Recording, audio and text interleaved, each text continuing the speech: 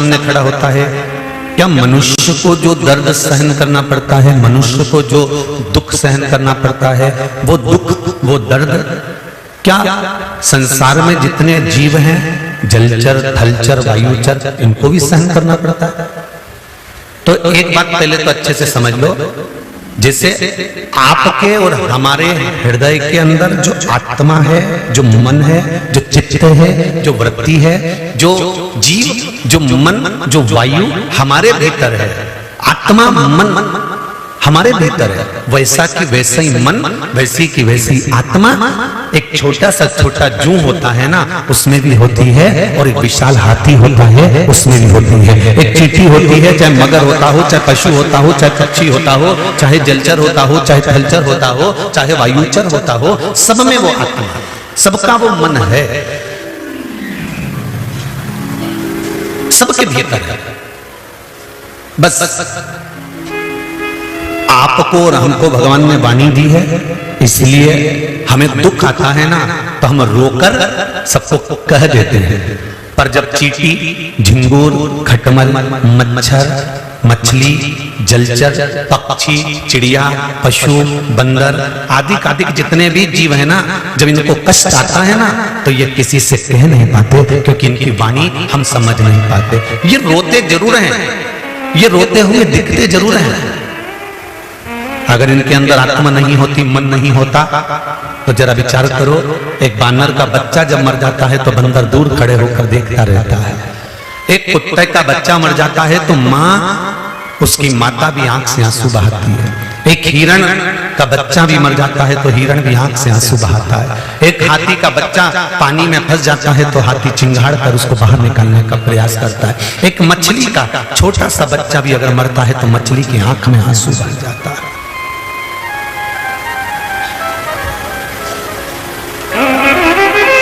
मांस आहार करने वाले ये समझ नहीं पाते कि हम कितनी बड़ी गलती कर रहे हैं। मांस आहार करने वाले ये नहीं जान पाते कि हमने कितनी बड़ी गलती करी है। ये गलती का भोग कब भोगते हैं? जब ये अगला योनि में जन्म लेते हैं। 84 लाख योनियों में जो मांस खाने वाले रहते हैं ना, इसमें जो मांस भक्षण करने वाले होते हैं, मांस खाने वाले होते हैं, इनको मादा बिच्छू का जन्म मिलता है। कौन सा? जम के बोलिए जरा। मादा बिच्छू। मादा बिच्छू कैसी होती है? अपने बच्चे को जन्म देती है, और मादा बिच्छू एक बच्चे को जन्म नहीं देती, ना जाने छोटे छोटे रूप में ना जाने कितने बिच्छुओं को एक साथ पैदा करती है मादा बिच्छू।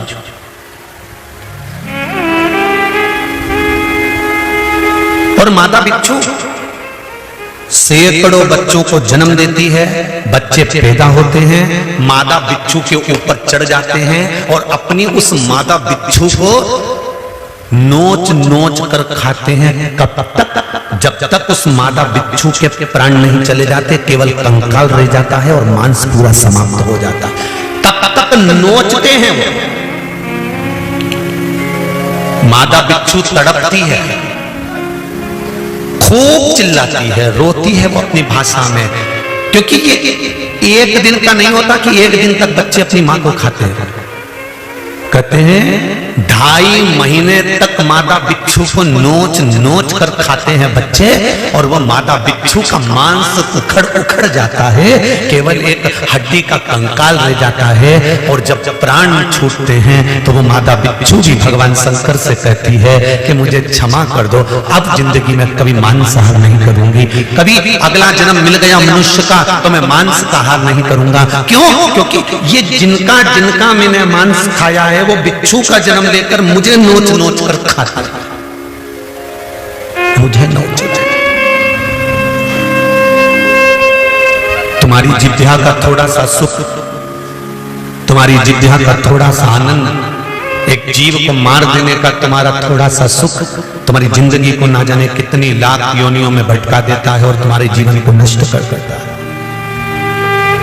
श्रावण के महीने में एक संकल्प ले लो कि चाहे जिंदगी में कुछ भी हो जाए पर मांस का भक्षण नहीं करूंगी, जिंदगी में कभी कोई जीव का मैं मांस नहीं खाऊंगी, किसी जीव को कष्ट हो ऐसा भान मेरे जीवन में ना हो, क्योंकि 84 लाख योनियों में केवल एक मनुष्य की देह सी है जिसमें हम रोकर अपने दुखड़े किसी से कह सकते हैं। पर बिच्छू, जो मादा बिच्छू है, उसको कितना कष्ट हो रहा है वो किसी से कह सकती है? किसको बोले? किसी ने पत्थर फेंक कर कुत्ते को मार दिया, उसकी टांग में लग गई, वो कितना चल रहा है। तुम्हारे पांव में लग जाए तो तुम पट्टा बांध लोगे, तुम्हारे पांव में लग जाए तो तुम डॉक्टर को दिखा कर दवाइयां ले लोगे, पर वो कुत्ते के पांव में लग गया, वो कितने दिन तक लंगड़ा कर चलेगा, कैसे चलेगा ये वो जानता है, कैसे खाएगा वो जानता है, एकांत में बैठकर कितना रोएगा ये वो जानता है।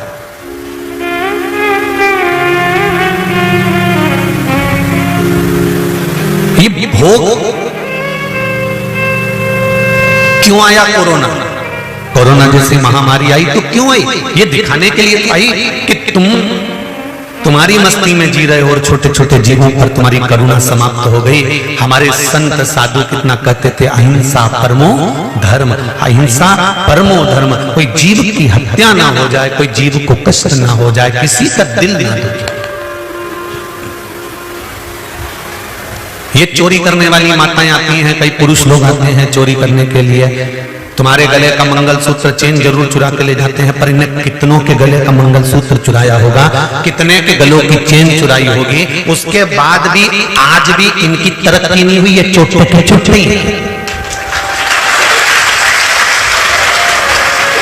जिसकी चोरी चली गई 2 साल में उसके गले में वापिस चेन आ गई, जिसकी चोरी चली गई उसके गले में वापिस 2-4 महीने में 8 महीने में मंगलसूत्र आ गया, जिसकी चोरी चली गई उसकी तो गाड़ी वापिस आ गई, जिसकी चोरी चली गई उसका तो पर्स वापिस पैसे से भरा गया, जिसकी चोरी चली गई उसकी तो नई चप्पल वापिस आ गई, जिसकी चोरी चली गई उसका तो बैग वापिस आ गया। पर जो चोरी करने वाले हैं, जिन्होंने कहीं उज्जैन में जाकर, कहीं कुंभ में जाकर, कहीं हरिद्वार में जाकर, कहीं यहाँ कुबेरेश्वर पर आकर, कहीं काशी में जाकर ये चोरी करते रहे, और आज भी इतनी चोरी करने के बाद, इतनी चेन इकट्ठी होने के बाद, इतने मंगलसूत्र इकट्ठे होने के बाद भी ये इनकी सफलता नहीं हुई, इनके बंगले और गाड़ी नहीं बने, ये चोटे ही रहे, इनकी सफलता इनको नहीं लगी।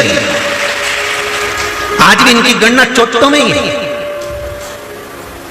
जिनका ले गए उनके गले में फिर चेन आ गई, जिनका ले गए उनके गले में फिर मंगलसूत्र आ गया। कई लोग रोते हैं, कई लोग यहाँ पर आकर कहते हैं बताओ हमारी चेन चली गई, तो हम तो उनसे कहते हैं हमने मना करा था मत पहन करा, और अगर पहन कर आयो और कोई लेकर चले गया तो ये सोच लेना कि वो लेकर गया है, उसकी तरक्की नहीं होगी, पर तेरे गले से अगर गई है तो तेरे गले में वापस बाबा महादेव पहुंचा देगा, ये निश्चित है। उनको सफलता नहीं मिल सकती। कितनों की आंख में आंसू देने के बाद वो सोने की 80,000 1 लाख की चेन तुम्हें कितने दिन सुख दे देगी? जरा ईमानदारी से बोलो जीजियो, दे देगी?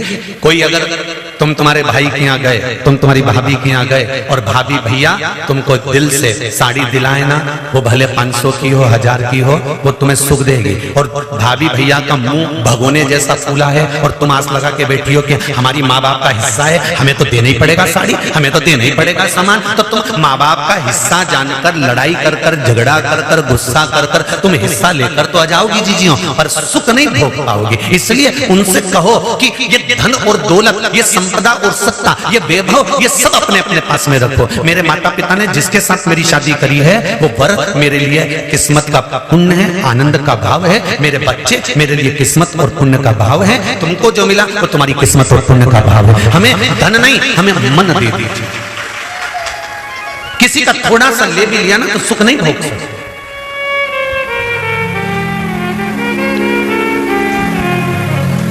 सुख का स्मरण नहीं करता होगा।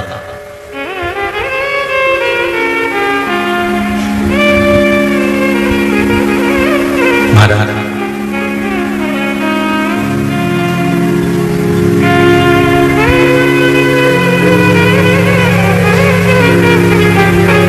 दिल दुखाकर किसी दूसरे का अपने चेहरे पर अगर प्रसन्नता लाते हो ना, तो उसमें प्रसन्नता नहीं है।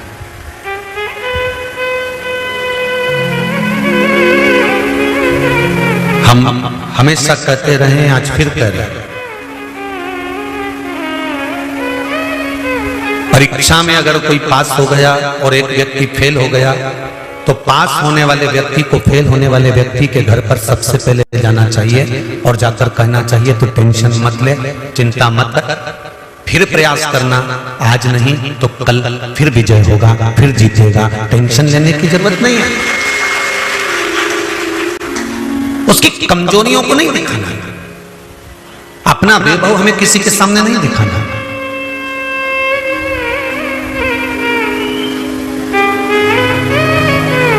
सुख दोगे सुख मिलेगा, दुख दोगे दुख मिलेगा, प्राप्त होगा। मनुष्य को जैसी पीड़ा होती है ऐसी की ऐसी पीड़ा पशु और पक्षी को भी होती है। मनुष्य को जैसे प्यास लगती है ऐसी ही प्यास पशु और पक्षी को भी लगती है। मनुष्य को जैसे भूख लगती है ऐसी भूख पशु और पक्षी को भी लगती है। मनुष्य को जो दुख होता है, पीड़ा होती है, वो कह सकता है, पर पशु पक्षी किसी को कह नहीं सकते। अंदर अंदर रोते हैं, बिलखते हैं, तड़पते हैं, बिलखते तड़पते हैं। कभी देखा आप लोगों ने?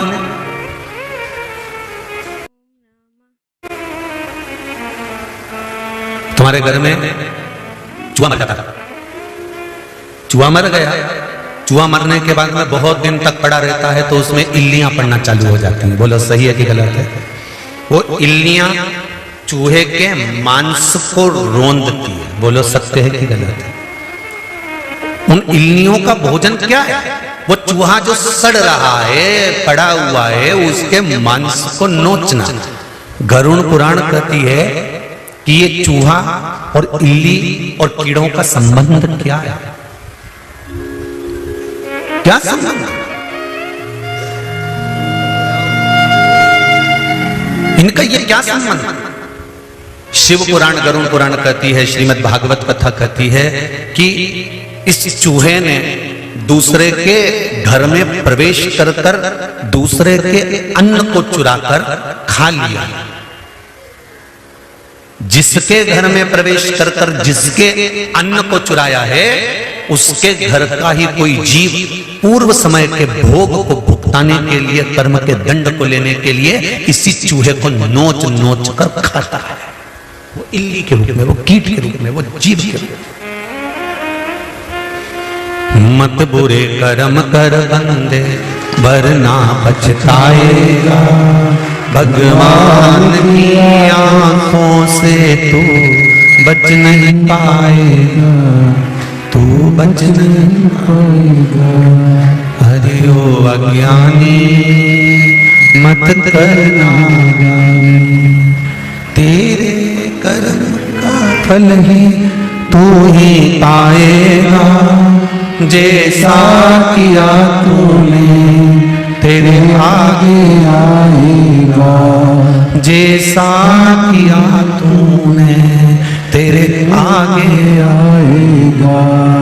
मत बुरे कर्म कर बंदे, मत बुरे कर्म कर बंदे, वरना पछताएगा, भगवान की आंखों से तू बच नहीं पाएगा, तू बच नहीं पाएगा। अरे ओ अज्ञानी मत करना गानी, अरे ओ अज्ञानी मत करना गानी। धर्म का भोग भोगना है, मनुष्य की देह में आकर भोगना है, मानव के शरीर में आकर भोगना है, और भोगना पड़ेगा।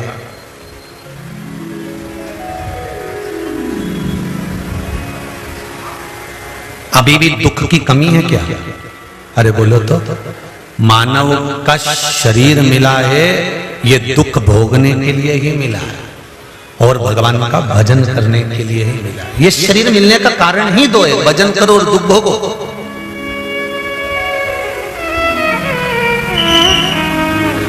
ये शरीर मिला ही काहे के लिए? भोगने के लिए। भोगना तो पड़ेगा। तेरा क्या होगा रे कालिया? हो भोगना तो है, निश्चित है, और भोगना पड़ेगा। चाहे वो तुम हो, चाहे वो सियोर वाला महाराज हो, चाहे दुनिया का कोई व्यक्ति हो, चाहे बड़े से बड़े पद पर बैठ जाए, कितनी बड़ी प्रतिष्ठा हो जाए, चाहे वो कितना ही बड़ा साधु संत सन्यासी तपस्वी जोगी कोई भी, भोगना सबको पड़ेगा। अच्छा कर्म करते चलोगे तो दुख थोड़ा कटता चले जाता है, तकलीफ थोड़ी बहुत कट जाती है। धन धन धन धन धन धन के चक्कर में एक दिन हो जाता है निधन। क्या हो जाता है? निधन। निधन। अब मरने वाले व्यक्ति से कोई पूछे कि तुम मर रहे हो, कितना रुपया चाहिए, बोलो कि नहीं चाहिए। अब निधन, अब धन नहीं चाहिए, अब निधन, अब धन नहीं चाहिए, अब तो निधन का समय आ गया। अब धन की महत्वता समाप्त हो गई। जिसको रोज पार्लर जाने का शौक होता है, अगर वो मर रही होती है, उसके प्राण छूट रहे होते हैं, और घर की मौसी की छोरियां कहे जीजी पार्लर वाली को बुला दो,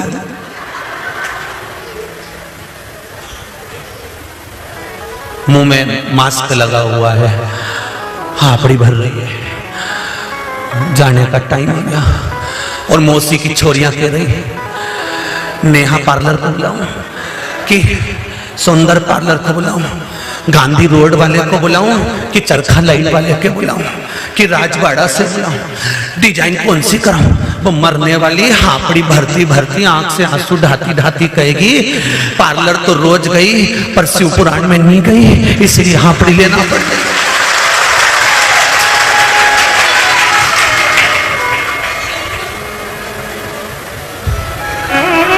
पार्लर में जाकर काया तो सवार ली, पर शिव महापुराण में चली जाती तो काया माया और चित्त सब संवर जाता। पार्लर गई, काया सवर गई, धागा से डिजाइन भी सीधी सीधी करवाई, उन्हें कई दिक्कत कर। पार्लर गई, काया सवर गई, उन्हें ककड़ी रख के पोत के बिठा नहीं दिया, बैठी जा। तो जैसे पार्लर वाली बिठाए वैसे ही तो सियोर वाला महाराज बिठाए कि तुम जहां मर्जी पड़े, टीवी के सामने, आस्था चैनल के सामने, फेसबुक यूट्यूब पर या कुबेरेश्वर धाम में जहां कथा हो रही है वहां, जैसे पार्लर वाली 2-3 घंटा बिठाए, यहाँ पर कथा में भी 2-3 घंटा बैठना पड़े, बस वहां और यहाँ में अंतर है। वहां एक जैसी तुम चुप बैठी रहती हो, ना हाथ हिलाओ ना पांव हिलाओ, यहाँ 3 घंटे में बाबा रामदेव का पूरा आसन लगा लो। अब यहाँ और वहां में तुम अंतर तो आता है थोड़ा थोड़ा, ऐसा नहीं है कि तो अंतर नहीं आता, पर अब अंत समय में, अंत समय प्रभु आना पड़ेगा, वचन दिया तो निभाना पड़ेगा। अब तुम अंदाजा लगाओ, अंत समय में पार्लर वाली काम आएगी कि वो कुबेर भंडारी काम आएगा? अंदाजा लगा कर बैठो। मास्क लगा हुआ है और पार्लर वाली बाल झाड़े, डिजाइन बनाए, और तुम वेंटिलेटर पर मास्क लगा के ऊपर सांस भर रहे, आखिरी, और मशीन चल रही है ऐसी ऊंची नीची ईसीजी बता रही, इधर से डॉक्टर बीपी शुगर सब नापता फिर रहा, ब्लड प्रेशर ऊंचा नीचा हो रहा, दवाई वाले दवाई दे रहा है, बोतल इधर से चढ़ रही, सब काम बेकार हो रहा, और अंत समय पड़ा हुआ है। पार्लर वाली बोले मैं श्रृंगार करूंगी, इधर से बीमे वाले आकर खड़े हो गए, सिग्नेचर करवा लो, बहू को मिल जाएगी रकम। मरने वाले से पूछ लो अलमारी की चाबी कहां धरी है, वो भी पता कर लो। अंत समय चल रहा होगा, सब अपना अपना मतलब निकाल रहे होंगे, उस मतलब की घड़ी में कोई तुम्हारा साथ नहीं देगा, सब तैयारी कर रहे होंगे। तुम्हारे मरने से पहले अलमारी में तुम्हारे एक साड़ी को छाट कर रख लिया जाता है कि डोकरी मरेगी तो कौन सी पहनाना है। बोलो जी सही बात है कि गलत है? हॉस्पिटल में मर रहे हो, साड़ी पहले निकाल के रख ली, हॉस्पिटल में तड़प रहे हो, तैयारी पहले कर दी, सब इंतजार में बैठे हैं। क्यों? अम्मा की कई स्थिति है कि अभी तो ठीक है, तो क्या ठीक है, अभी तो 2-4 दिन और जिएगी हो, तो इनने कहा बनाओ रोटी बनाओ, तो इनने रोटी बना के जीन के बैठ गए, और जीन के बस रोटी बनी थी, और बनने के बाद तैयारी, कई इंतजार करते हैं। कोई बूढ़ा व्यक्ति त्योहार के टाइम पर बीमार पड़ जाए तो घर में खुसुर फुसुर होने लगती है, दिवाली और निकालते हैं। दिवाली और निकाल दे, होली और निकाल दे, राखी और निकाल दे, भगवान ऐसा और कर देना प्रभु, बस ये त्योहार और निकल जाए, फिर भले मर जाए। और कोई त्योहार के दिन ही मर गया तो भगवान का मुंह उल्टा भगोदा, उल्टा भगवान फिर अभी मरना था। अब तो कहीं जा भी नहीं सकते। मैंने तो पार्लर बुक करा था, तो क्या करें। ये कथा किसी दूसरे की नहीं है, ये कथा तुम्हारी और हमारी है। सब अपना अपना उल्लू सीधा करने के लिए, सब अपना अपना मतलब सीधा करने के लिए अंत समय में सब अपना मतलब सीधा कर रहे होंगे। उस समय पर इस कुबेरेश्वर धाम में हुई श्रावण शिव महापुराण को याद करना। अंत समय में सब अपना मतलब सीधा करें तो भूल मत जाना मेरे भोलेनाथ जी का नाम श्री शिवाय नमस्तुभ्यं जपना, ओम नमः शिवाय जपना, पंचाक्षर मंत्र जपना नमः शिवाय। भगवान शंकर को याद करना कि बाबा ये सब अपना मतलब निकाल रहे हैं, पर मैं नहीं जानती कि मतलब कैसे निकालते हैं। मैंने जिंदगी में सब कुछ करा पर तेरे धाम नहीं गई, तुझे प्रणाम नहीं करा, तेरा नमन नहीं करा। मेरे परिवार वाले कहते थे शिव पुराण की कथा 8 बजे से 4 बजे तक आस्था चैनल पर सुन ले, सबको ही कहते थे। सास टीवी खोल के बैठ जाती थी और बहू आवाज कम करके चली जाती थी। मैंने कई बार बच्चों तक को भेज दिया कि अम्मा टीवी देख रही, उनसे बोलिए आवाज कम कर दे, बोलिए आवाज कम कर दे, बोलिए आवाज कम कर दे। और अम्मा आवाज इसलिए कम नहीं करती थी क्योंकि उसने सियोर वाले महाराज के मुंह से सुना था, टीवी की आवाज तेज कर कर कथा सुनो, जिसका मन नहीं होगा उसके भी कान में जाएगी तो उसका भी कल्याण हो जाएगा, इसलिए आवाज बढ़ाती। और बहू आवाज कम करिए, अम्मा से बोलिए दिन भर काम कर करके थक जाऊं, 15 मिनट सो भी नहीं सकती डोकरी के कारण, ये टीवी खोल के बैठ गई। अरे उस अम्मा को धन्यवाद दो कि तेरे अंत समय को संवार रही है। तुझे किटी पार्टी से फुर्सत नहीं मिलती, तुझे नौकरी से फुर्सत नहीं मिलती, तुझे कमाने से फुर्सत नहीं मिलती। कम से कम डोकरी 1 बजे से 4 बजे तक टीवी खोलकर बैठ जाती है तो 2 शब्द हमारे कानों में चला जाता है तो हमारी जिंदगी सवर जाती है। अंत समय में ये शब्द याद आए। और जितने तेरे मतलब के लोग हैं ये तो सब नोचने में लगे रहेंगे। और अंत समय प्रभु आना पड़ेगा, वचन दिया तो निभाना पड़ेगा। आए ना आए प्रभु कुटुंब कबीला, अंत समय प्रभु आना पड़ेगा। आपका किया गया पुण्य आपके सामने आएगा। खुद के घर के पुत्र भी अंत समय में साथ नहीं देंगे क्या? अरे बोलो तो नहीं, अगर दे दे तो बात दूसरी है। तुम मास्क लगा के बेटी लेकर पड़े हो, आईसीयू में पड़े हो और बेटा तुम्हें देखने आए और तुम उससे कह देना बेटा तू सो जा, मैं आई घूम के पार्लर से, हो सकेगा? नहीं, भोगना खुद को पड़ेगा। पुत्र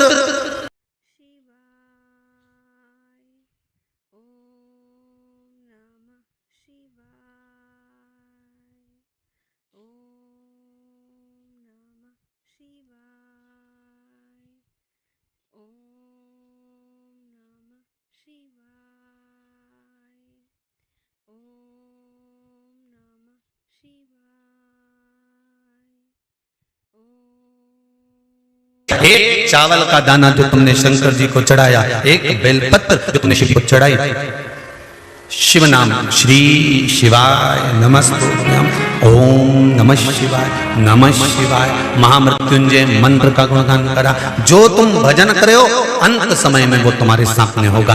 पुत्र पूत तुम्हारा साथ नहीं देगा, पर तुम्हारा करा गया पुण्य, तुम्हारा किया गया सत्कर्म, तुम्हारा किया गया भजन तुम्हारा साथ देगा।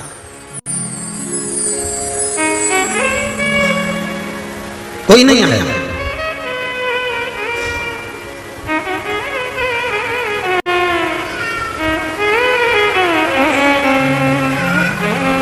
अंत समय महाराज कोई मैंने तेरे ही भरोसे, ओ बाबा तेरे ही भरोसे, हवा विच उड़ती जावांगी, बाबा डोर हटो छठी में कटी जावांगी। भोले मैं तेरी पतंग, ओ बाबा मैं तेरी पतंग, हवा विच उड़ती जावांगी, बाबा डोर हथों छठीला में कटी जावांगी। हम उसके भरोसे पर, पूरा भरोसा उसी का रखो। कई माताएं आकर कहती हैं गुरुजी मेरे बेटी का ब्याह नहीं हो रहा। हम उनसे कहते हैं जिस दिन तुमने ये कहना छोड़ दिया कि मेरी बेटी का ब्याह नहीं हो रहा, उस दिन तुम्हारी बेटी का ब्याह हो जाएगा। तुम ये कहना छोड़ दो कि मेरी बेटी का ब्याह नहीं हो रहा, तुम ये कहना चालू कर दो ये महादेव की छोरी है, महादेव की बेटी है, बस इसका विवाह तो महादेव कर देंगे, ब्याह पक्का 3 महीने में पक्का। जब तक तुम अपना कहते रहोगे तब तक महादेव उसको अपनाएंगे नहीं।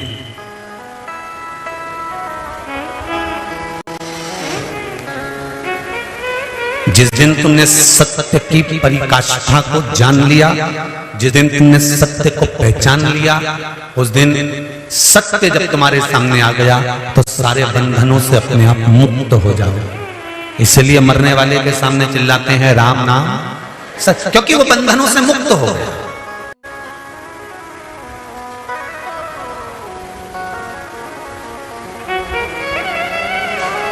एक सेठ जी थे, वो एक बार कहीं जा रहे थे, जाते जाते एक नीम का पेड़ मिल गया। नीम के पेड़ के नीचे वो बैठे तो उनको एक छोटा सा तोते का बच्चा मिल गया। तोते के बच्चे को लिया, उनने तोते के बच्चे को पाल पोस कर बड़ा करा, खूब सेठ जी उसको बोलना सिखा दिए। तोते का बच्चा बोलना भी सीखे। सेठ जी ने अपने तोते के बच्चे को एक चीज बड़ी भारी सिखाई कि जिंदगी में तू कभी झूठ मत बोलना, सत्य बोलना। सत्य बोलता रहेगा तो सुखी रहेगा, और हो सकता है सत्य के बल पर एक दिन तू बंधनों से मुक्त हो जाए। सेठ तो धर्मात्मा था।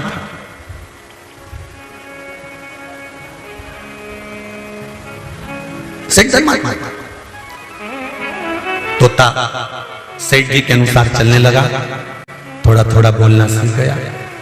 सेठ जी को 10-10, 15-15 दिन, 20-20 दिन के लिए बाहर जाना पड़ता था। सेठ जी बाहर चले जाते, घर में सेठानी रहती, थोड़ा उसका व्यवहार ठीक नहीं था। वो पर पुरुष को अपने घर में बुला लेते। तोता सब देखता, तोते के स्मरण में सब रहता। सेठ जी 15 दिन बाद फिर आते, फिर चले जाते। वो सेठानी फिर किसी को बुला लेते, किसी पर पुरुष को सेठानी, क्योंकि उसका स्वभाव ठीक नहीं, उसकी दिनचर्या ठीक नहीं, बुला लेते। एक बार सेठ जी 1 महीने के लिए बाहर गए। सेठानी एक पुरुष को बार बार बुलाती तो पुरुष इसके यहाँ आता रहता। सेठ जी 1 महीने के बाद वापिस आए और आते से सबसे पहले उनको उस तोते की याद आई। तोते से जाकर मिले, तोते से कहा तोता ठीक तो हो? मिट्ठू बोला ठीक। मिट्ठू ने आवाज लगाना चालू करी, यहां एक आदमी रोज आता है। अब मिट्ठू तो मिट्ठू, सेठानी के कान में आवाज गई। सेठानी को लगा ये तो मरवाएगा मुझे। सेठानी ने आवाज लगा कर कहा सुनो, इतनी दूर से आए हो, 1 महीने बाद आए हो, चलो जल्दी रोटी वोटी खाओ। कहां तोते के पास बैठे हो जाकर? फिर तोते ने आवाज लगाई, यहां तुम्हारे जाने के बाद एक आदमी रोज। सेठ जी सोचे पता नहीं क्यों बोल रहा है। सेठानी को लगा ये तुम अपने को मरवा के मानेगा। सेठानी को लगा कुछ ऐसा करा जाए कि ये बोलना बंद कर दे। तो सेठानी ने अनार को छीला, उसके दाने निकाल के मिट्ठू को डाले, तोते को डाले। तोता अनार खा गया। सेठ जी फिर बैठे थे, तोते ने फिर बोलना चालू करा, यहाँ एक आदमी रोज आता। फिर सेठानी गई, मिर्ची लाके डाली, मूंगफली का दाना लाके डाली, चना लाके डाली, मिट्ठू सब खा गया। फिर बोला यहाँ एक आदमी। सेठ जी का दिमाग चला कि आखिर ये मिट्ठू ऐसा क्यों बोल रहा है, ये तोता ऐसा क्यों बोल रहा है। सेठानी को लगा 15 दिन से रोज अच्छा अच्छा खाने को दे रही है उसको, एक काम करती उसको धक्का मारना चाहिए। मेरी पोल पट्टी खोलने चला, सेठानी ने 2-3 दिन उसको पानी दिया, खाने को दिया, तो वो भी मिट्ठू बोले यहाँ एक आदमी रोज आता। सेठानी को लगा ये तो मुझे मार कर मनेगा, एक काम करती हूं आज इसका पिंजरे का दरवाजा ही खोल देती हूं। और सेठानी ने पिंजरे का दरवाजा खोला, तोता भाग गया, तोता भागा अपने परिवार में पहुंच गया। परिवार वालों ने पूछा तू इतने दिन 14 कितने महीने तेरे को हो गए मैं पड़े पड़े पड़े पड़े पिंजरे के अंदर, आखिर तू पिंजरे से बाहर कैसे निकला? तो उस तोते ने कहा मेरे सेठ जी ने कहा था सत्य बोलते रहना, एक दिन बंधन से मुक्त हो जाएगा। सत्य बोलते रहना बंधन से मुक्त हो जाएगा। तोता कहता है मैंने सत्य को पकड़ लिया और वो सत्य बोलता रहा, भले किसी को बुरा लगे चाहे भला लगे, सत्य बोलने में पीछे नहीं हटा, इसलिए आज बंधनों से मुक्त हो। आज मैं बंधनों से छूटा हूं। हम झूठ बोलकर, हम गलत बोलकर दूसरों को प्रसन्न कर लेते हैं। बोलो सही है कि झूठ व्यक्ति क्यों बोलता है? किसी के प्रसन्न करता है। झूठ व्यक्ति क्यों बोलता है? किसी के प्रसन्न भाव के लिए। हम झूठ बोलकर दुनिया के लोगों को तो प्रसन्न कर लेते हैं, पर अपने जीवन की नरक भोगने की एक लाइन निश्चित कर लेते हैं। शिव महापुराण की कथा कहती है किसी को बुरा लगे चाहे भला लगे, 2 बार लगेगा 4 बार लगेगा, पर सत्य कहने में पीछे मत हटो। अंत समय में भी सत्य तुम्हारा साथ देगा और एक दिन उस परमात्मा के दरवाजे पर पहुंचा देगा। सत्य हो जिंदगी। कई लोग हमारे पीछे पड़े रहते हैं, कई बार गलत बोल देंगे, गलत बना देंगे, कहीं गलत न्यूज बना देंगे, कहीं गलत प्रचार चालू कर देंगे, झूठा प्रचार चालू कर देंगे, झूठा बोलना चालू कर देंगे। और हम इस व्यासपीठ से कभी ये नहीं सोचते कि उसने ऐसा बोल दिया तो उसके लिए कुछ कहा जाए। नहीं, एक दिन सत्य तो सामने आएगा ना। आप अपनी सत्यता की जिंदगी जीते रहो, पलट कर आएगा, घूम कर आएगा, पर सत्य कुछ दिन के बाद 2 महीने में, 3 महीने में, 4 महीने में, 6 महीने में पलट कर जरूर आएगा। झूठ इसको कब तक दबा सकता है? सत्य सत्य होता है, वो सम्मुख आएगा ही।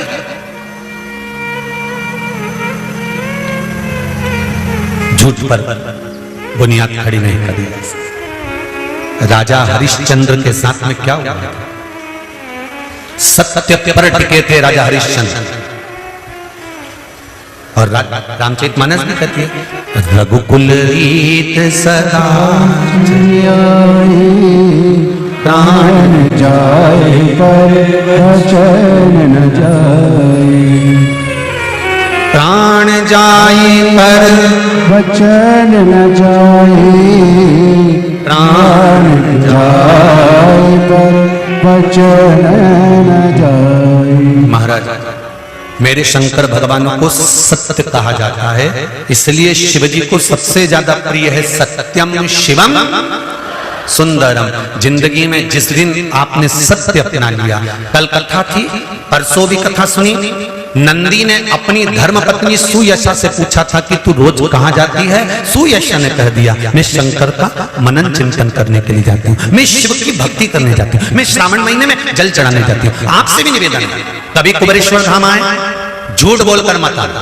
कुबेरेश्वर धाम की धरा पर जब पांव रखो, तुम्हारे परिवार वालों से कह देना कि मेरा मन कर रहा है कुबेरेश्वर जाने का, मेरा मन कर रहा है कुबेरेश्वर का दर्शन करने का, मेरा मन कर रहा है कुबेरेश्वर धाम जाने का। और सत्य बताकर आओ कि मेरी मनोकामना ये है, मेरी कामना पूरी हो गई तो धोख लगाने जा रही हूं, मेरी कामना लेकर बाबा के पास जा रही हूं। मैं सत्य के मर्द, कोई तुम्हें मना कर दे, तुम्हारी सास के क्या करना जाता है, पति कहे अभी नहीं जा सकती, मत जा, क्यों जा रही है, झगड़ा कर कर भी मत आना, किसी का मन उदास कर कर मत आना। अगर तुम्हारे परिवार वाले जिस दिन के हाँ आज मेरा मन है, चलो चलो अब चलते हैं, किसी का दिल मत दुखा। टीवी के सामने कथा सुन लो, मोबाइल पर कथा सुन लो, फेसबुक यूट्यूब पर कथा सुन लो, और कुबेरेश्वर धाम की पावन धरा से कथा सुन रहे हो, दिल लगाकर सुन लो। बुलाएगा जब उसकी कृपा होगी वो हाथ का इशारा कर कर बुलाएगा, हाथ का इशारा। एक पत्र आया है, देखिए उसमें कितना सुंदर भाव लिखा, उसमें बहुत प्रश्न उनका भी भाव है, वो भी पढ़ेंगे।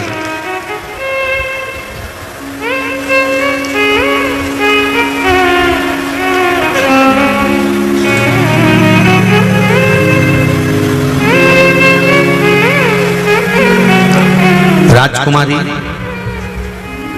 भिगावत, ग्राम तिलावता, गोविंद की रहने वाली। मेरे पति का नाम अशोक जी भिगावता, शाजापुर से मध्य प्रदेश से हूँ। कहीं बैठी हो तो हाथ हिला देना, कहीं बैठी हो तो हाथ हिलाना। इन्होंने लिखा है, पिताजी को गले में गठान हो गई तो हमने जांच करवाई।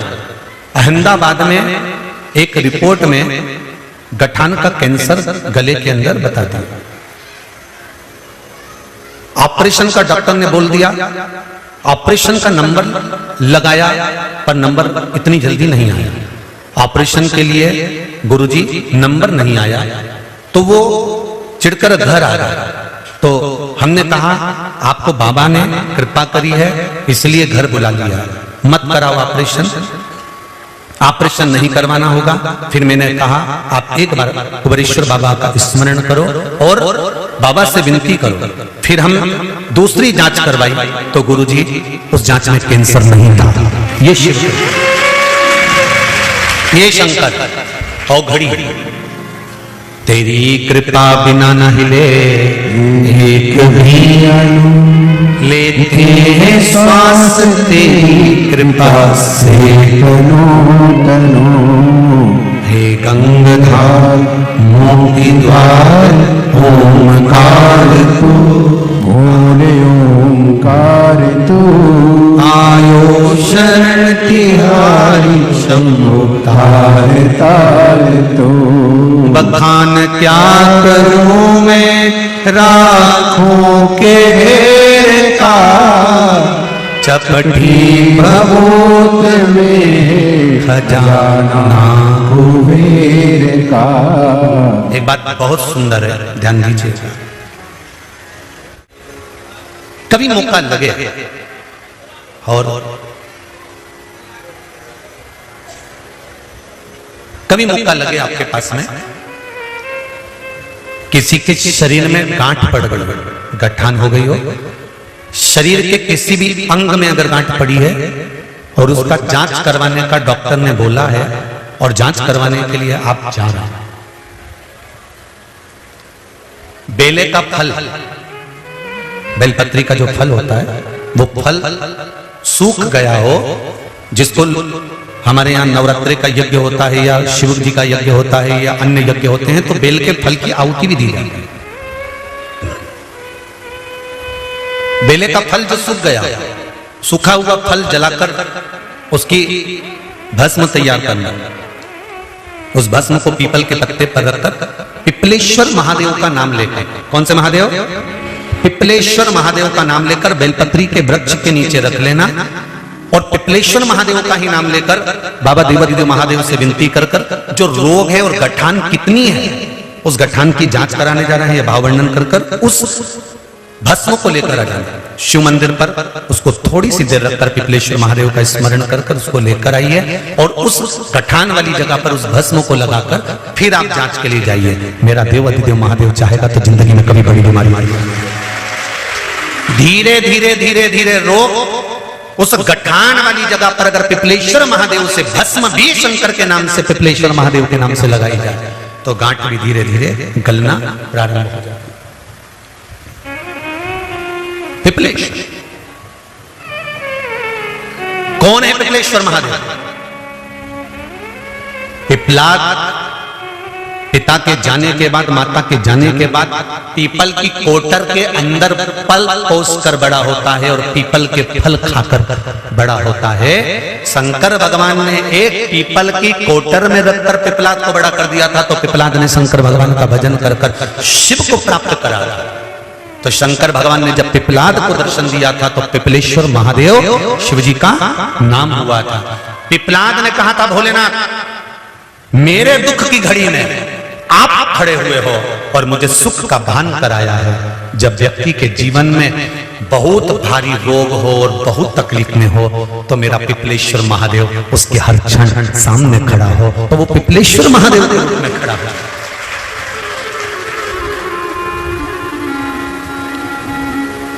काशी में शंकर भगवान पर भस्म चढ़ती है, उज्जैनी में भगवान शंकर पर भस्म चढ़ती है।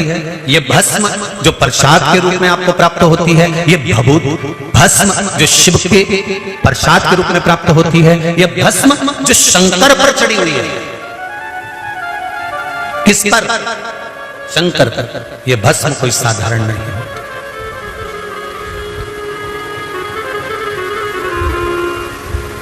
इसका प्रयोग कहां करना है, कैसे करना है, कब करना है, यहां तक इसका वर्णन है महाराज।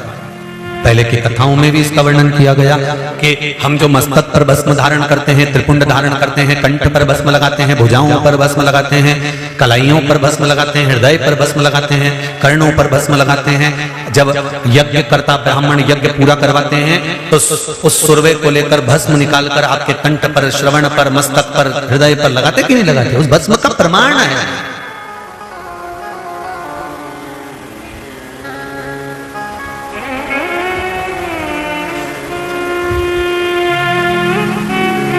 सुख का अनुभव करा आएगा।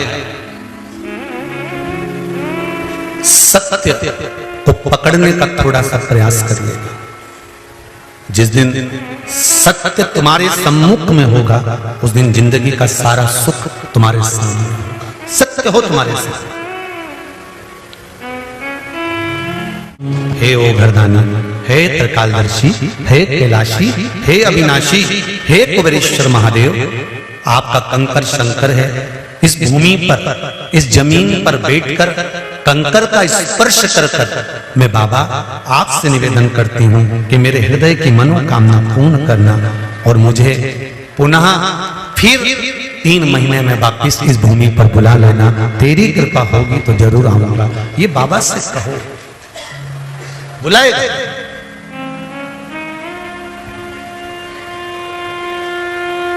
कोई खाली नहीं गया कुबेरेश्वर के धाम से। ए भाई ध्यान देना जरा, रोज बिजली कड़की, रोज पानी गिरा, ऐसा ऐसा वर्षा की पूरे चारों तरफ जल जल था। कथा भी पूरी हो गई, गुरु पूर्णिमा का उत्सव भी पूरा हो गया, लोग चले नहीं गए। उसके बाद जो बिजली गिरी, जो आंधी चली, जो पानी बरसा और टेंट गिरा, उसमें कोई नहीं, केवल 8-10 लोग। अगर इतने लाखों में भरे होते तो क्या होता विचार करो। वो तो शिव था, भंडारी ने हाथ में झेल रखा था। उसकी कृपा, ये उसकी उदारता, ये उसकी दया। उसके बल पर जियोगे, उसके सहारे जियोगे और उस पर आश्रित होकर जियोगे तो दुख सामने आ भी जाएगा तो कब निकल जाएगा मालूम नहीं पड़ेगा। भोलेनाथ दया करना, मैं तेरे भरोसे हूँ। मेरे बाबा दया करना, मैं तेरे भरोसे हूँ। हम उसके सहारे जी, हमारा जीवन उसके सहारे है। आप ये कभी मत कहो कि मेरी बेटी की शादी कर देना। आप तो देवाधिदेव महादेव से उसके कंकर को शंकर नमन कर कर, भले टीवी के सामने बैठे हो चाहे मोबाइल के सामने बैठे हो, तुम्हारे हाथ में भले मोबाइल चल रहा हो, तुम दिल से उससे कहो। तो ये मत कहो कि मेरा काम है, मेरी दुकान है, मेरा व्यापार नहीं चल रहा, मेरी दुकान नहीं चल रही, मेरी नौकरी नहीं लग रही। उससे ये कहो अगर मैं दुखी हूं तो आप प्रसन्न नहीं हो सकते, क्योंकि माँ बाप अपने बेटे को दुखी देखकर कैसे प्रसन्न होंगे। मैं आपकी संतान हूं और मेरा व्यापार, दुकान, नौकरी ये आपकी है, आपको चलाना है। बेटा आपका, बेटी आपकी, इसलिए विवाह भी आप करोगे। अगर कुबेरेश्वर धाम आने के बाद भी अगर मेरी झोली खाली मिल जाए, 15 साल शादी के हो गए, 20 साल हो गए, लोग कहते हैं संतान नहीं होगी, पर मैंने सुना है कि तू झोली भरता है तो खाली तो नहीं रहती है, जब तू देगा तो खाली कैसे रहेगी। पत्र में लिखा एक पत्र में लिखा, देखिए, गुरुजी, मेरी ननंद को 6 वर्ष हो गए थे, उनको कोई संतान नहीं थी। पत्र में मेरी ननंद को 6 वर्ष हो गए थे, उनको कोई संतान नहीं थी। जैसा कि आपने बताया आंकड़े की जड़ का मैंने कहा और फिर कुछ उपाय बताकर जैसा वर्णन किया उपाय करो, तो गुरुजी उन्होंने किया। अब बाबा की कृपा से उसको 7वां महीना चल रहा है। ये शिव, ये शंकर, ये शिव की उदाहरण।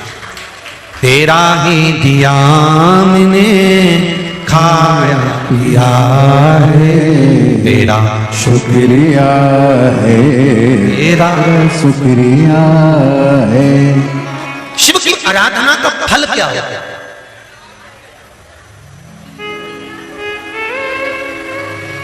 शंकर की आराधना का फल क्या होता है?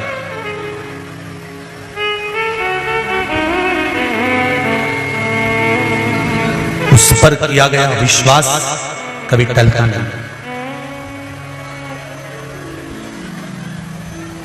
कभी नहीं टले। बस कई लोग आपको मिलेंगे और कहेंगे कहां शंकर जी के मंदिर जा रहे हो? पहले 1 लोटा ले जाते थे, अब 2 ले जा रहे हो। तुम जहां जहां से आए हो ना, तुम्हारे मोहल्ले में देखना सब 2 लोटा लेकर जा रहे हो।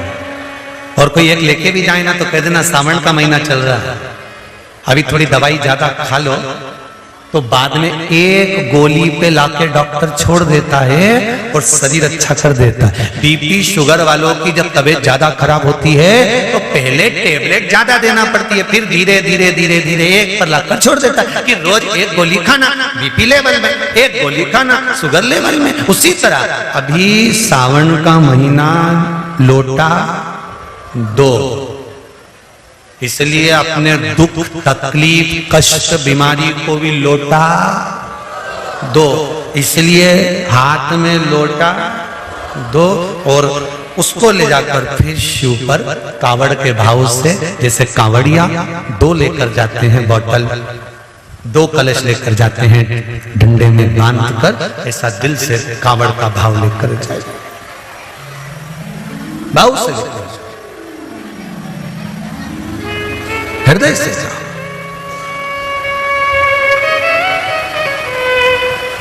पवित्र नदियों का जल,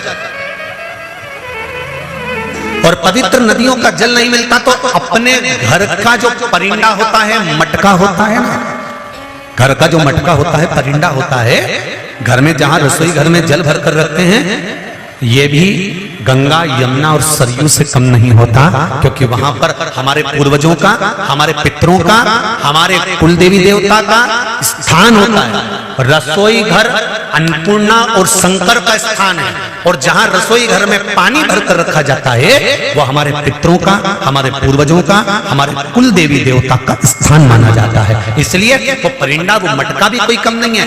अगर नदी का जल नहीं मिल रहा, पवित्र नदी का जल नहीं मिल रहा, आप कांवड़ लेकर जाना चाहते हो, जल में 2 पात्र लेकर जाना चाहते हो, घर का पानी लेकर, घर के हंडे का जल लेकर जाओ उसके दरबार। महाराज शिव कथा कर रहे हैं, सत्य पर जिंदगी जीनी।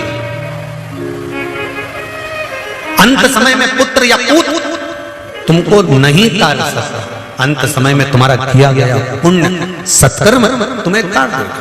शंकर भगवान की आराधना जब माता सती जी ने करी, भगवान शिव को पति बनाने के लिए खूब डराया, खूब लोगों ने कहा क्या चक्कर में पड़े हो, पाए सती क्यों शिव की आराधना कर रहे हो,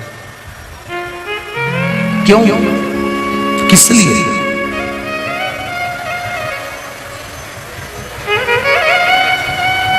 हर दिल भोले रस्ते में कुआं खुदवा, भोले रस्ते में बाग लगा, मैं तो फूल चुनूंगी तेरे।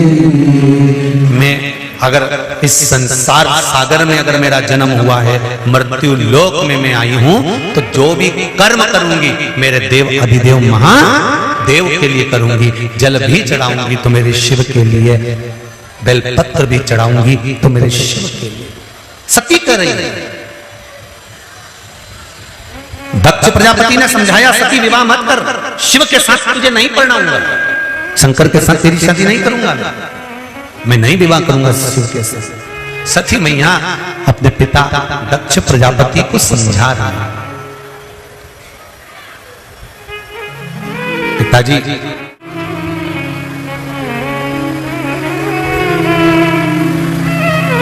ओ पिताजी,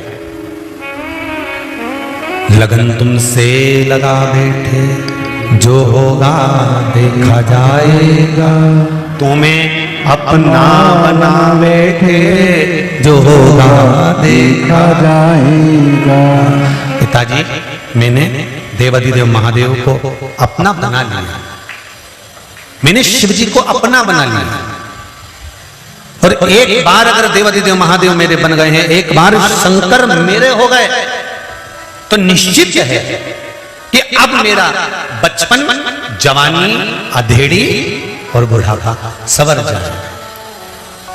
आप जितने भी बैठे हो, आपका बचपन कब गया मालूम नहीं, जवानी चल रही, अधेड़ी चल रही, बुढ़ापा चल रहा, जो भी आपकी अवस्था चल रही,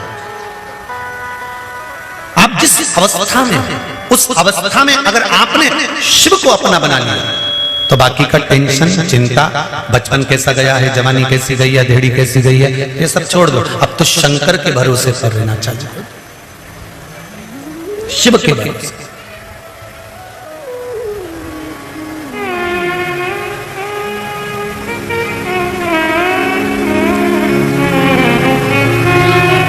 आप सबका घर किसी नल्ले के पास में तो नहीं है, नाले के पास। यदि घर नाले के पास होगा और पानी बहुत तेज गिर गया, जम के तो बोलो, नींद आएगी क्या रात को? और वो नाला भी गंदा, उनमें इतना गंदा पानी आए में पूरे गटर का पानी, पूरा गंदा पानी उस नाले में से निकल कर जाए, तो क्या करोगे भैया? मकान बनवाना तो थोड़ा नाले से जम के तो बोलो दूर बनवाना। ये गंदा नाला बेकर जाता है, और यदि ये गंदा नाला बेकर जा रहा है, अगर इसका पानी हमारे यहाँ आएगा तो हमारा तो घर पानी में बह जाएगा, टूट जाएगा। इसलिए नाले से घर दूर बनाया कि गंदा नाला बेकर जाता है। पर कहीं कहीं का लोभी जो व्यक्ति होता है, वो नाले में ही दो पांव खड़ा करके ऊपर भी छत छत डाल देता। फिर होता क्या है, जो बारिश आई और पानी भराया और घर का दोनों पाया तो गया ही गया, और आधा घर भी उसमें बह गया। गंदे नाले से घर को दूर बनाया जाता है। उसी तरह संसार में कोई गंदा व्यक्ति है, चुगली करने वाला, निंदा करने वाला, बुराई करने वाला, छल करने वाला, प्रपंच करने वाला, कपट करने वाला, बेईमानी करने वाला, तो इससे थोड़ी सी दूरी बनाकर रहना। अगर इसके साथ ये दो पांव रख दिए ना, तो समझ लेना कि पूरा बर्बाद कर कर छोड़ेगा। तब तक तू बर्बाद नहीं होगा, तब तक ये छोड़ने वाला नहीं, तब तक नहीं छोड़ेगा। एक हंस की कौवे से दोस्ती हो गई। हंस ने कौवे से कहा, कौवा बोला हंस मुझे भूख लग रही है। हंस गया मोती लेकर आ गया, ले रहे कौवे खा ले। कौवे ने जो मोती मुंह में रखा तो उसकी जो चोंच थी वही तोड़ दी। कौवा बोला लो हो गया कल्याण, तुम ये खाते हो? हंस बोला हाँ, हम तो मोती ही खाते हैं। मोती? हाँ, ये कोई खाने की चीज है? और नहीं तो हंस हैं हम तो मोती ही चुगते। हो अब कौवा की चोंच चली गई। बड़ा परेशान, बड़ा दुखी, बड़ा तकलीफ, बड़ा कष्ट। थोड़ी देर बाद कौवे ने हंस से कहा कि गला पकड़ रहा है। कौवे ने हंस से कहा कि तुम मेरे साथ चलो, अब तुम्हें मैं लेकर चल। कौवा हंस को ले गया, शमशान में रहता था बड़ के पेड़ के ऊपर। कौवा बैठ गया हंस को लेकर, अब हंस ने कहा कौवे मुझे भूख लग रही है। कौवा कैप भी लेके आया, एक मरा हुआ कुत्ता पड़ा था उसका मांस उठा कर लिया। ले हंस, हंस के जिंदगी में मर जाऊंगा पर ये गंदी चीज नहीं खाऊंगा। हम हंस हैं,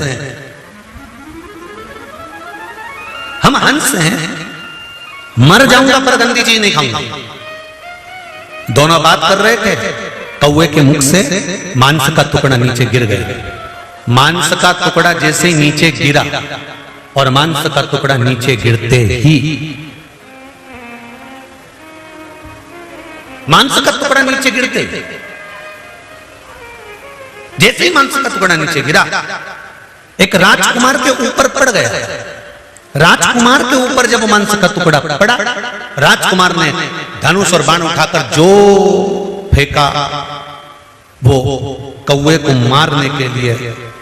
कौवे को तो नहीं लगा, हंस को लग गया। कौवा भाग गया, हंस नीचे गिर गया। राजकुमार ने हंस से कहा, हंस देव मैंने तो कौवे को बाण मारा था, कौवे के लिए छोड़ा था, तो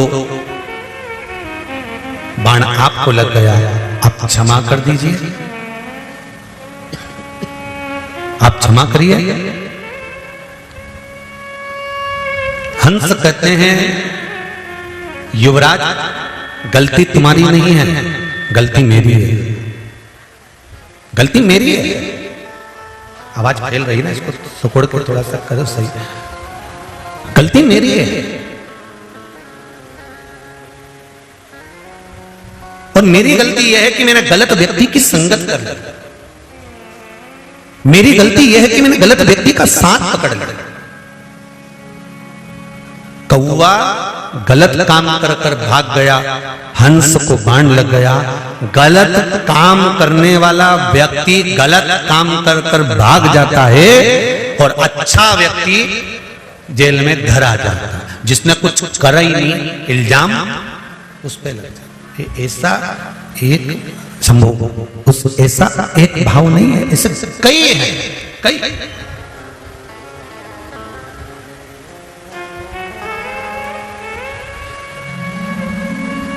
गलत व्यक्ति के साथ अगर आप अपना संबंध रख रहे हैं, गलत व्यक्ति के साथ आप अपना संबंध जोड़ रहे हैं, गलत मित्र के साथ में अगर आप रहना चालू कर रहे हैं, तो एक ना एक दिन वो आपको बर्बाद कर कर जीरो पर लाकर छोड़ देगा।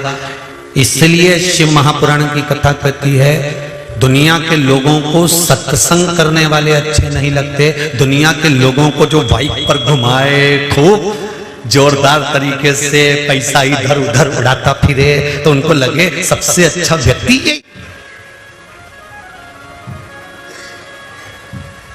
सबसे अच्छा व्यक्ति यही।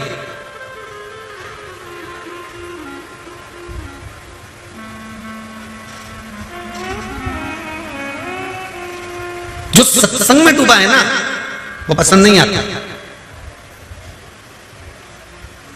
संगत, पंगत और रंगत ये सार्वजनिक होना चाहिए। जम के बोलो, क्या क्या जम के बोलो जरा। संगत, पंगत, रंगत। रंगत का मतलब होता है रहना। संगत किसी एक जाति की नहीं होती।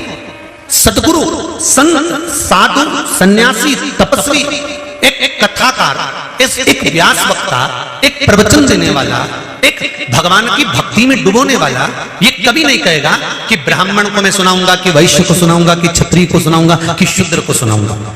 गुरु नानक देव ने कहा पंगत, संगत और रंगत सबके लिए होना चाहिए। इसमें किसी एक जाति, एक बिरादरी या एक वर्ण का नहीं, ये सबके लिए। संगत सबके लिए, सत्संग सबके लिए। पंगत, जब पंगत होती है तो उस पंगत में ये नहीं देखा जाता कि यहां ब्राह्मण बैठेगा तो यहां क्षत्रिय बैठेगा, तो यहां वैश्य बैठेगा तो यहां शूद्र बैठेगा। गुरु नानक देव कहते हैं जब पंगत हो तो सात जात का आदमी एक साथ बैठकर भगवान की शरणागति में भोजन ग्रहण करे। इस कुबेरेश्वर बाबा की धरा पर ब्राह्मण भी आते हैं, क्षत्रिय भी आते हैं, वैश्य भी आते हैं, शूद्र भी आते हैं। और जब आप लोग खिचड़ी प्रसाद खाने के लिए खड़े होते होंगे, 7 जात का आदमी हाथ में थाली लेकर खिचड़ी प्रसाद को पाता है। यहाँ ना तो ब्राह्मण, ना क्षत्रिय, ना वैश्य, ना शूद्र, यहाँ तो पंगत एक है। और यहाँ कितने ब्राह्मण बैठे हैं, कितने क्षत्रिय बैठे हैं, कितने वैश्य बैठे हैं, कितने शूद्र बैठे हैं, ये हमको भी नहीं मालूम। इस कथा में कौन कितना वर्ण का, किस वर्ण का बैठा है कि कोई मतलब नहीं कि किस वर्ण का है। यहाँ तो गुरु नानक देव ने अपनी भाषा में कहा कि संगत भी सबके लिए हो और पंगत भी सबके लिए हो, और रंगत अर्थात रहने की व्यवस्था भी।